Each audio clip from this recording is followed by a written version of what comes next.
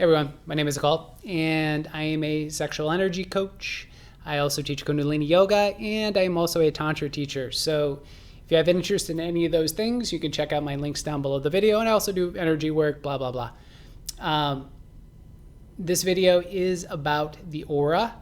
I don't want to go into a whole lot of detail about what the aura is. There's a lot of videos on YouTube about that already. What I would like to do is to give you an opportunity to feel and to sense it. And also to kind of give you some tips on how to kind of work with it. So the aura, the field around you, I often perceive it kind of like a sphere or a bubble. And I'm not going to go into whether that's accurate or not. That's just simply how I perceive it. So the way in which I connect to it is I do it through the breathing. So I breathe and then I'm sensing, right? So some people have a hard time sensing outside of their physical body. But one of the things is we all have the capacity to feel outside the body because the mind in and of itself is not embodied. It is an etheric kind of part of our matrix, part of our structure. So when I'm wanting to feel the aura, I'll feel one side of the body, then I'll feel the other side of the body, then I'll feel to the front, to the back, above and below. And again, I'm creating this sphere around me. So let me go ahead and guide you through a progression. So go ahead and get yourself in a nice, comfortable seated position. So that would be cross-legged, you can sit on a chair, whatever works for you. So first thing you want to do though, once you find a seated position, you want to go ahead and push your perineum downward.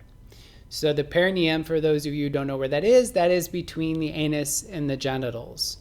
So again, you want to anchor that perineum down, and then you want to extend your awareness down below the perineum. This is the bottom of the aura, we'll say. Again, because the way I see it is as a sphere that goes all around the body in all directions. So you want to anchor down, connect to what you feel below you, right? So go ahead and take a deep breath in. Move the awareness, exhaling, moving your awareness down below you. So it's always helpful to move your awareness on the exhale. The inhale is where you can create more concentration. So let's try that again. Once again, press that perineum down. Take a deep breath, drawing your awareness to the perineal area. And then exhale, directing your awareness down below you. Leaving the breath out, feeling and sensing what you feel below you. Good. You may feel spinning. You may feel like the bottom of a bubble. There's a lot of things you might perceive. So let's go ahead and inhale back up inside the body. And specifically, if you can, you want to inhale into the spinal cord. So how I create more sensation on the spinal cord is as I inhale into the spine, I can contract the anus, create a slight suction on the tongue, and gently roll the eyes. When you contract the anus, it'll draw your awareness to the back side of the body. So once you have your awareness along the spinal cord, let's go ahead and we'll find our pole, our sort of positive pole, which is above the head. So you want to go ahead and keep that perineum anchored, tuck the chin gently, align your crown with whatever light you perceive above the head. Take a deep breath in, awareness on the spine, and then exhale, your awareness above the head.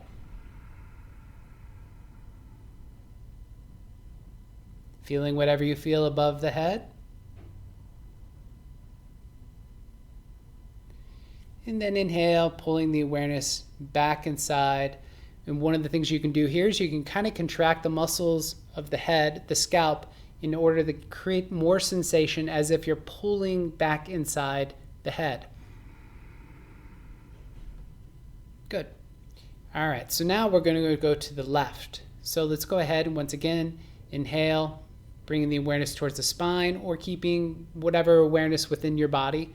So deep inhale, consolidate your awareness within. Gently contract the anus, slight suction on the tongue, eyes gently rolled up. place your awareness to the left, and exhale to the left.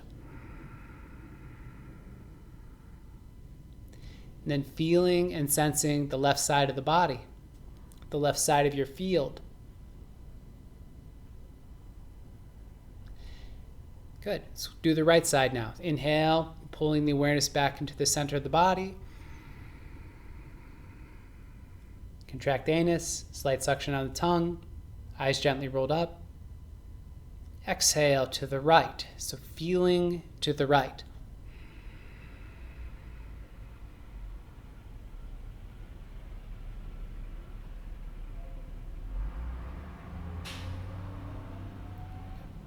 Good.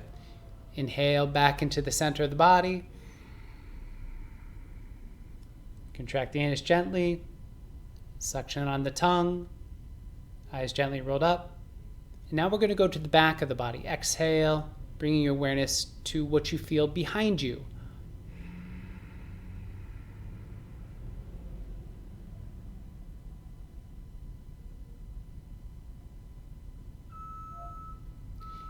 Once again, inhale back inside the body. And finally, we're going to essentially complete our sphere around us. We're going to exhale to the front. So with the awareness within the body, exhale, moving your awareness to the front of what you perceive in front of you. Again, this is feeling and sensing, not looking. Good. So we've basically completed the sphere around us, above us, below us, to the right, to the left, front to the back. And now what we're going to do is we're going to do some aura breathing. So we're going to inhale, and as you inhale, you pull the sphere in towards the body. And as you exhale, you expand it outward. So it's inhaling, pulling it in towards the body, exhaling, and then expanding it out. And you can pause this video now if you want and do this for a few minutes. But again, the idea here is inhaling it, compressing the energy towards the body's midline, or simply almost like a second skin around the body itself. And then you exhale and expand outward. Inhaling in, exhaling, expand. Good. So after you've done that for a minute or two, or however long you wish to do it for, now, why is this practical? Why is this interesting? So what's practical and interesting about this is that, once again, as I mentioned before, the mind is inherently not embodied. But there's an old saying, as within, so without, as above, so below. Meaning that anything that exists within the physical form also has an energetic correspondence. Some of you may be very good at working with the body itself, learning how to inhale into points in the body and releasing points. But there's a lot that we can't perceive. There's a lot of I'll call them traumas. I don't like that word, but traumas, different adhesions. And the reality as I perceive it is that karma, let's say, I don't want to call it cause and effect. We'll say karmas, other words, potential effects. We'll call it potential effects. So potential effects exist within the field itself. The energetic field, there's signals, or essentially, there's signals within our field. So let's say I have some particular trauma, something that I'm needing to work out in my life. And this could be from a past life, it could be from the current life, whatever it is. So within the field, I may perceive what looks like a dense black ball. So as I'm kind of feeling and sensing in my aura, sometimes I'll see, particularly off on the right side, sometimes I'll see what seems like a concentrated ball, like black. And so there's different ways in which I'll break up these adhesions, what kind of look like energetic adhesions. So one of the things I'll do is I'll inhale and exhale, and I'll breathe into it. I'll smile at it. That's very effective, is you smile at it, you send it light, because that's what happens when you smile, is you send light at something. So you send it light, and you can break it apart. You can break apart these adhesions. And the interesting thing is I've noticed is that when I do this, I'll feel something within my body itself. Now, I learned this from a book on, I don't remember the name of the book, but it was a book on using tuning forks. And the way it was described in this book is that we're like an inverse tree ring. So inverse tree ring, and what I mean by that is that the present moment is here, right? The further you get out in the energetic body, the further you get towards birth, right? So, and the idea here is that we existed as energy first, and then the physical matter formed around, well, basically, I won't say formed around the energy, but it manifested from what was first sort of an energetic blueprint. So this is one of the interesting ways, like I said, you can utilize our energetic body, is that for those of us who are not, like I said, not great at releasing tensions within our body, and I know I've had problems with this myself, which is why I go into the ethers for doing this. So I can go into the etheric stuff, into the subtle energy, and I can actually release things within my physical body by working within the field. That's me. I tend to be very energy sensitive. I'm very sensitive to electromagnetic fields when I move my hand in and out. So again, that's how I can do it. When I'm working on clients, I do the same thing. If I'm doing kind of Reiki-like work, I'm hovering and I'm working with someone's energy body, there's ways I break up the adhesions in their field. And oftentimes the client will have a memory come to their mind, or they'll feel something pop inside their body or change inside their body in some way. So it's all very interesting stuff. Something else you can do with this field is you can see where there are holes in your aura. And you can patch up those holes. How do you patch up the holes? Well, you bring light to it. You bring your awareness to it. Awareness is the key to everything. You bring your awareness to something and it heals holes.